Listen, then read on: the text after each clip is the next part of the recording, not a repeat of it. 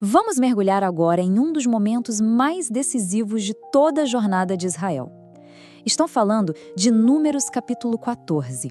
Imagine a cena, eles estão ali, na beiradinha da Terra Prometida. É um ponto de virada, sabe? Aquele momento em que uma nação inteira se viu diante de uma escolha crucial. Ou a gente agarra a promessa de Deus, ou a gente se entrega ao pânico que está gritando no coração. E é essa pergunta que define tudo. Uma pergunta que, na verdade, nos confronta até hoje. E se o maior inimigo da sua promessa não for o deserto lá fora, mas o medo que está aqui dentro? Às vezes, estamos à beira de um milagre, mas e se o obstáculo mais assustador não for o gigante que a gente vê, mas a incredulidade que mora no nosso próprio coração? O palco para esse drama todo, um lugar chamado Cádiz Barneia. E olha, isso aqui não é só um pontinho no mapa, não. É uma verdadeira encruzilhada espiritual. Pense só. Depois de ver o Mar Vermelho se abrir, depois de comer o pão que caía do céu, o povo de Israel está ali, literalmente na porta da sua herança. A hora da verdade tinha chegado. E as opções não podiam ser mais claras. De um lado, avançar na promessa. Ou seja, confiar de olhos fechados na palavra daquele que os tirou da escravidão. Do outro, voltar para o Egito, isto é, render-se ao medo e à memória de uma segurança que, na verdade, nunca foi real. Essa escolha, ela definiria o destino de uma geração inteira.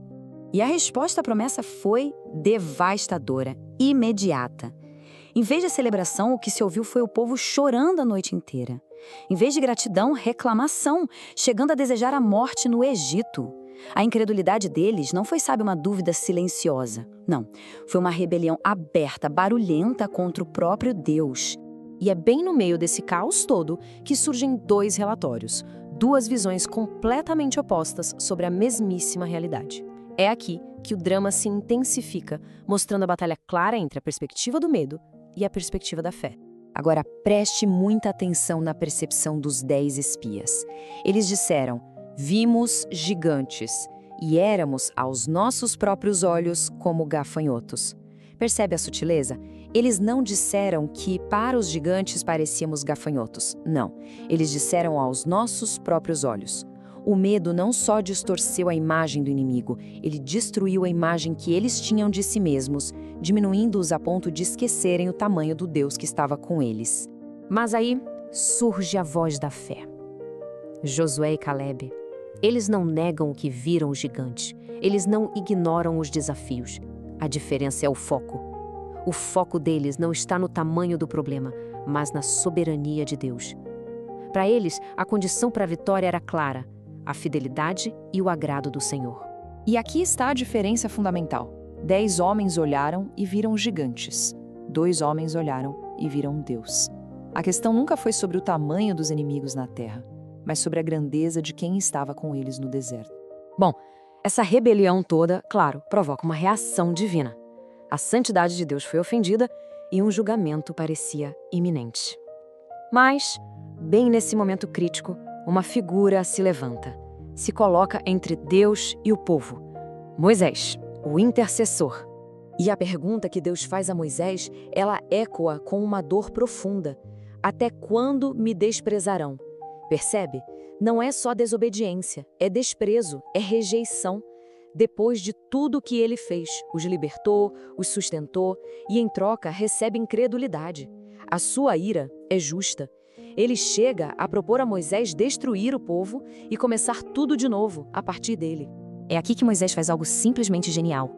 Ele não defende o povo, ele não argumenta que eles merecem perdão. Pelo contrário, ele apela para o caráter do próprio Deus. Ele o lembra de suas próprias palavras, que ele é longânimo, misericordioso, justo, perdoador.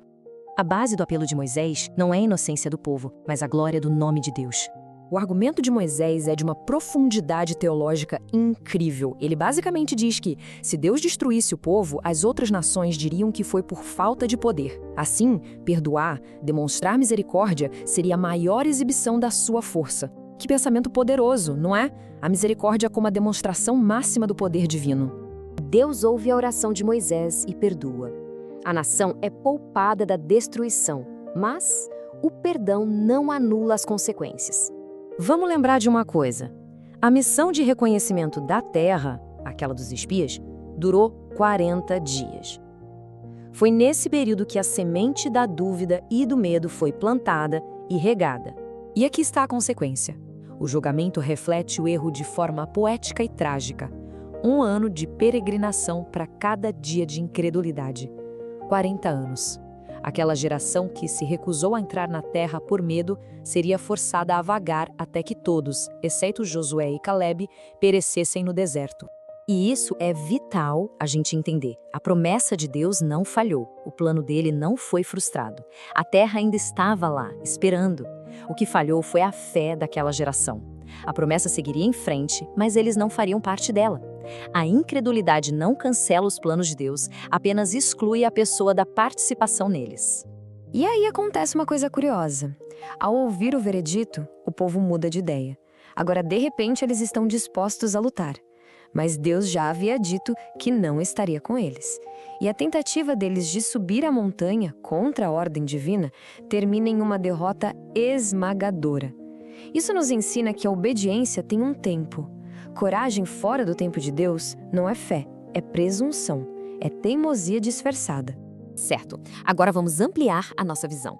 Essa história lá no deserto não é apenas sobre o passado. Ela lança sombras e aponta para uma realidade muito maior, uma promessa e um descanso que encontram seu cumprimento final em Cristo. Pense só, em Moisés, vemos a figura do grande intercessor. Em Josué, cujo nome em hebraico é Yeshua, o mesmo que Jesus, vemos a figura do líder que conduz a herança. Mas tanto Moisés quanto Josué são apenas tipos, são sombras daquele que viria, Cristo, o cumprimento final de tudo isso. Porque em Cristo a gente encontra algo muito maior, um intercessor melhor que Moisés, que não só apela ao caráter de Deus, mas que satisfez a sua justiça na cruz. Um líder melhor que Josué, que não apenas mostra o caminho, mas é o caminho. Ele é a própria presença de Deus conosco, garantindo que nunca teremos que lutar contra gigantes sozinhos. E é assim que a história de Cades Barneia volta com tudo para nós. Ela nos força a perguntar onde está nosso foco? Nos obstáculos que parecem intransponíveis ou na fidelidade daquele que prometeu? A questão é o que estamos alimentando, a fé ou o medo? No final das contas, a grande lição de Números 14 é esta. O medo pode nos fazer perder a promessa, mas a misericórdia de Deus pode nos alcançar mesmo assim. Sem Cristo, o deserto da vida é uma prisão. Mas para aquele que confia nele, um intercessor e líder perfeito, até mesmo o deserto se transforma. Não é mais um beco sem saída, mas o caminho pelo qual ele nos conduz com segurança para o verdadeiro descanso.